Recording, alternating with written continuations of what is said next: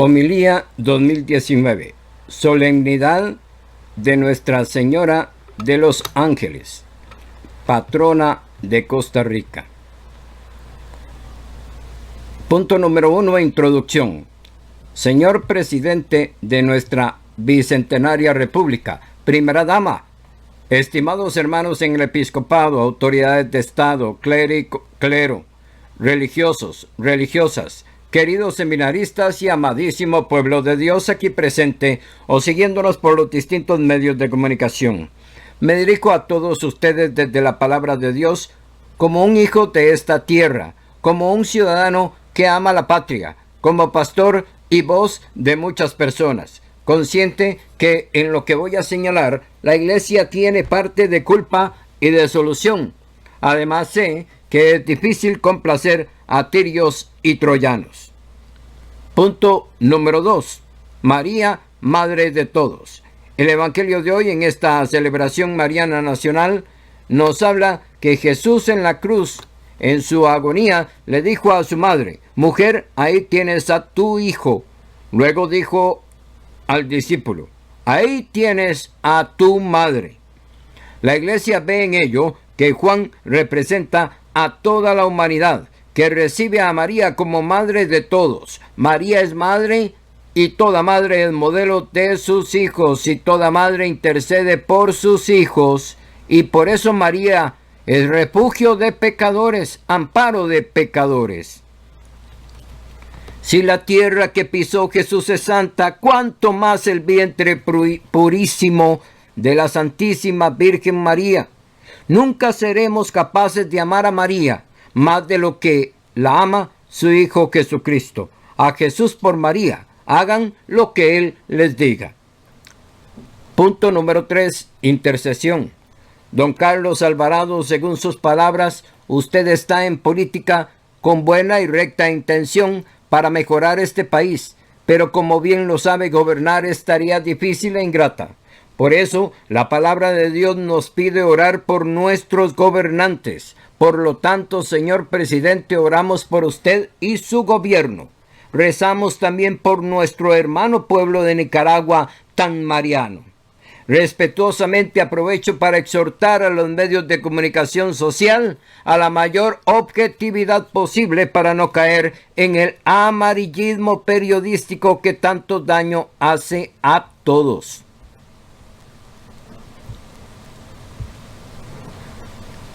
Punto número 3. El egoísmo. Erróneamente, algunos dicen que la Iglesia no debe meterse en política, y los que eso dicen sí se meten en todo, hasta en asuntos internos de Iglesia. Aclaro, Iglesia somos todos los creyentes y la política es el esfuerzo para construir el bien común. Por lo tanto, como ciudadanos, los católicos tenemos el derecho inviolable a meternos en política. Y como creyentes tenemos la obligación evangélica de involucrarnos en política para construir un país mejor, para construir el reino de Dios. En una democracia los creyentes tenemos derecho a la libertad religiosa, la exigimos. Y los clérigos políticamente tenemos derecho a no ser ciudadanos de segunda categoría, minoría discriminada. Algunos critican cierta ayuda económica del Estado a la Iglesia Católica, pero ¿quién sirve a quién? La Iglesia ha servido al pueblo y al Estado costarricense por siglos. Por ejemplo, nuestros templos son usados como albergues en emergencias nacionales. Muchos de nuestros templos son patrimonio cultural costarricense. Tenemos muchas acciones sociales. Los clérigos somos notarios públicos gratuitamente desde la colonia, etcétera, etcétera. Lo que debemos tener claro es que el único verdadero enemigo y adversario de todos los costarricenses es el egoísmo humano, el querer enriquecerse cada vez más sin importarle el prójimo y el pelear por algunos asuntos gremiales sin importarle el resto de la sociedad. En un país donde hay pocos ricos, cada vez más ricos y muchos pobres cada vez más pobres, no hay justicia social y por lo tanto no habrá paz social, desgraciadamente. Entonces, la solución a nuestros problemas nacionales es dejar el pecado de egoísmo y trabajar por el bien común desde el diálogo y la concertación social. Tarea nada fácil, pero obligatoria y vital. Un país sale adelante por el esfuerzo de todos sus ciudadanos y no solo por la gestión de los políticos de turno. O negociamos como hermanos o estamos sembrando la semilla nefasta de la violencia y de la dictadura. Unidos somos fuertes, divididos somos débiles. O nos unimos o nos hundimos. Es decir, si no hay concertación social, todos perdemos, ricos, pobres, empresarios, sindicatos, gobierno e iglesia. Nadie gana. Los grandes perdedores serán los más pobres. No negociar es suicidio nacional. Punto número 5. Derecho a la protesta.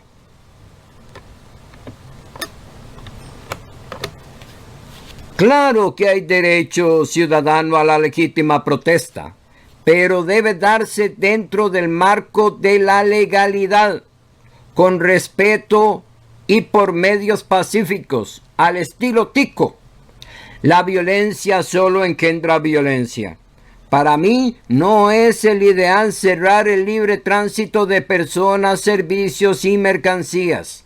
Hay que ser creativos y buscar nuevas formas aceptables de protesta y de presión ciudadana.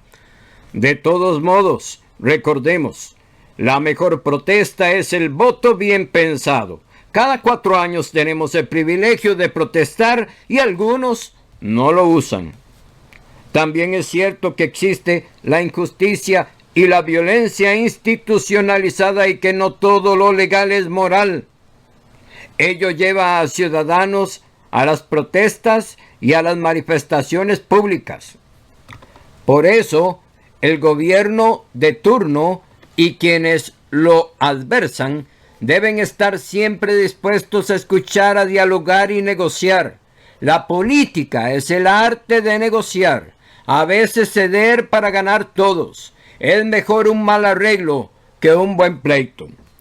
Señor presidente, el pueblo debe saber con nitidez lo que usted piensa y quiere como gobernante. Por lo tanto, se requiere una mejor comunicación con los ciudadanos.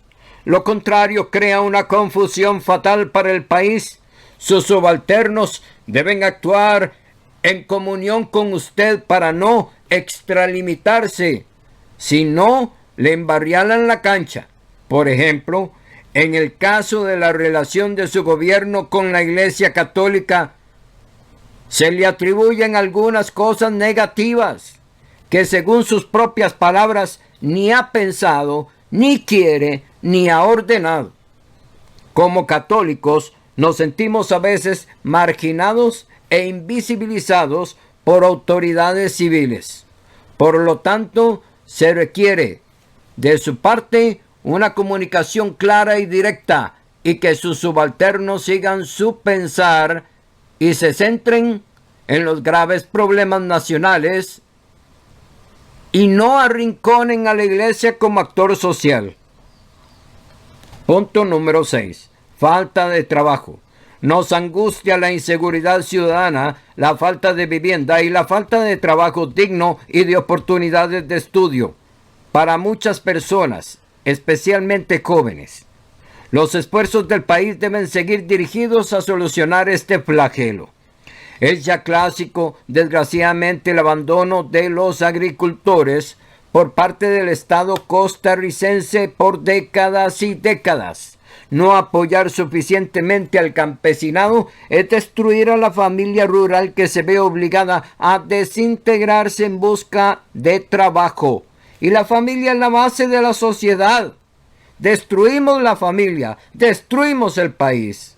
Por ejemplo, Muchos agricultores y ganaderos de Guanacaste necesitan más agua para seguir viviendo y trabajando en el campo. Que sigan los esfuerzos en esa dirección. Punto número 7. Los pescadores. Los lugareños costeños, tan olvidados por décadas y empobrecidos, en mis visitas a la costa me cuentan los pescadores la problemática que viven.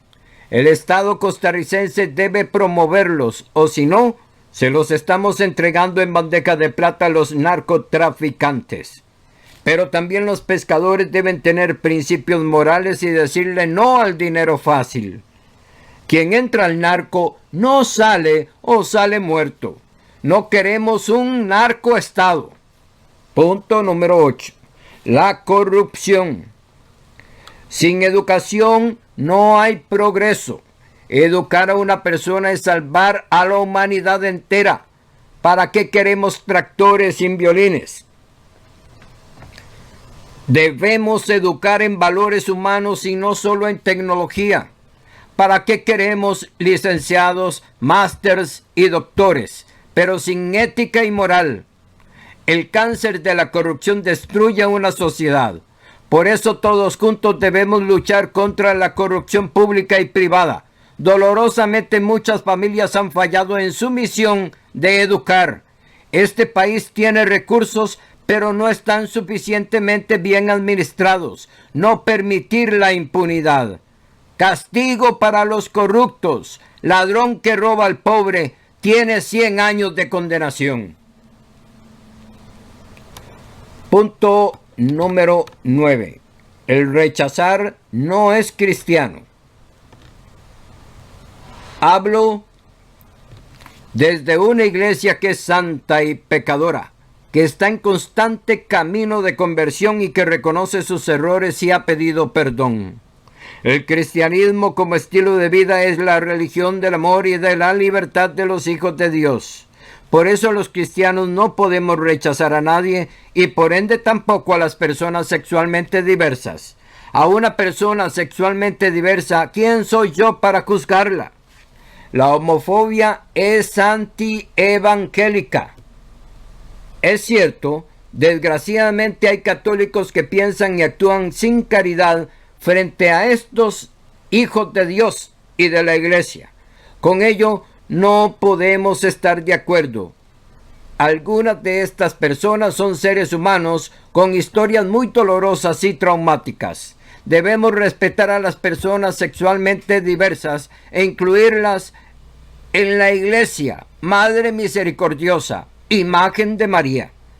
Muchos sacerdotes en nuestra vida pastoral hemos atendido a tantas personas sexualmente diversas, mostrándoles la infinita misericordia de Dios y el llamado a la vida cristiana. Los cristianos debemos amarlos y respetarlos, aunque en ciertos asuntos no estemos de acuerdo con ellos.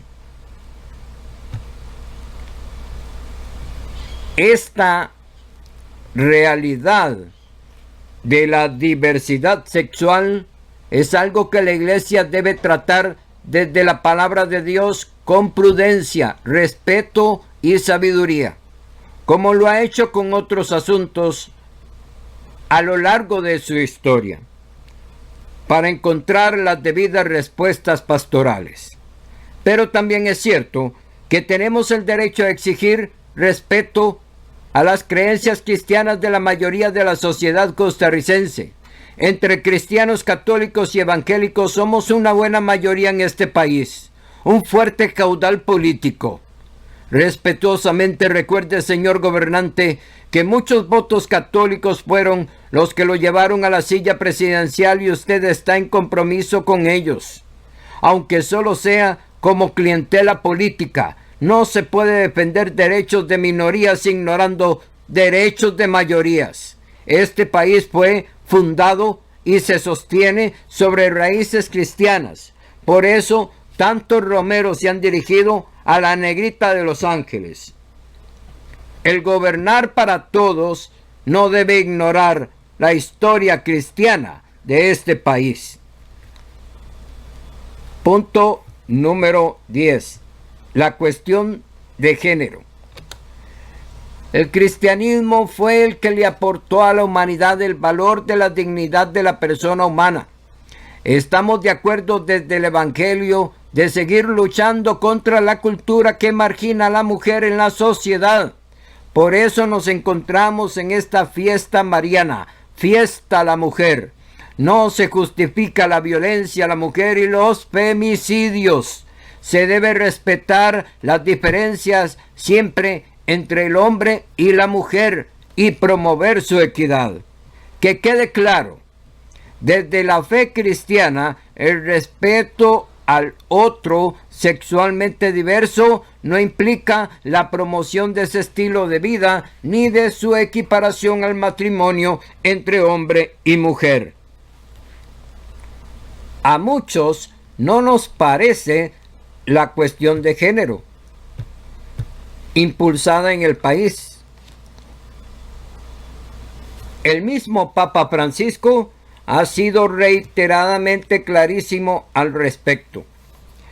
Rechazamos la imposición de esa visión de género al pueblo costarricense, sobre todo donde se viola y pisotea la patria potestad sobre los menores de edad. Los hijos no son propiedad del Estado costarricense. En la relación Estado-ciudadanos, ¿quién manda a quién? ¿Quién sirve a quién? ¿Quién le paga a quién? El soberano es el pueblo. El Estado debe obedecer y estar al servicio del pueblo y no al revés. El Estado no tiene dinero propio, maneja los impuestos de los ciudadanos, muchos de ellos cristianos. No estamos de acuerdo que con nuestros impuestos se imponga la visión de género tan de moda y promovida por grandes intereses económicos internacionales.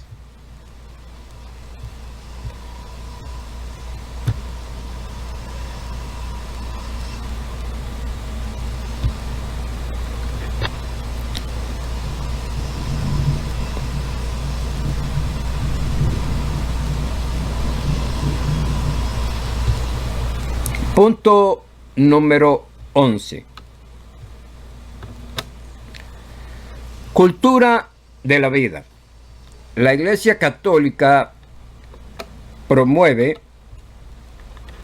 la cultura de la vida.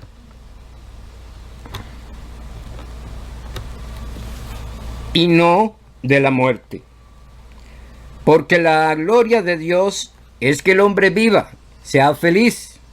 Por eso no estamos de acuerdo con el aborto provocado, la fecundación in vitro, la manipulación genética sin fines éticos, métodos anticonceptivos abortivos y la eutanasia. Estamos a favor de la cultura de la vida y la familia según el plan de Dios. La vida humana es inviolable, desde su concepción hasta su muerte natural. Por ello, María es madre y protectora de la vida. Debemos ponerle atención a la baja natalidad en el país. Punto número 12. Final.